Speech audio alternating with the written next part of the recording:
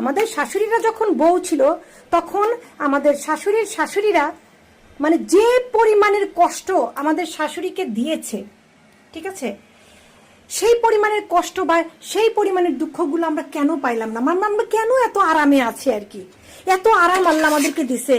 তখনকার শাশুড়িদের হাতে মোবাইল ছিল না, তারপরে হচ্ছে ফেসবুক ছিল না, তারপরে ইনস্টাগ্রাম ছিল না, টিকটক ছিল না, কিচ্ছু ছিল না, একমাত্র টিভি একটা বিনোদন ছিল, তাও মনে হয় তাদের শাশুড়িরা তাদেরকে দেখতে দেয়নি।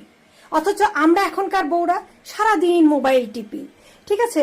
আবার রান্না বান্নার রেসিপির জন্য শাশুড়িকেও জিজ্ঞাসা করতে হয় না, ইউটিউব দেখে দেখে রান্না করি, আমরা অনেকে স্মার্ট। আমাদের এই সুখ শাশুড়িদের সহ্য হয় না, বুঝছো? মানে এটাই হচ্ছে শাশুড়িদের সবচেয়ে বড় কষ্ট। কেন তারা যে কষ্ট করছে আমরা কেন সেই কষ্ট পাইলাম না? বোঝা গেছে? কথা ক্লিয়ার?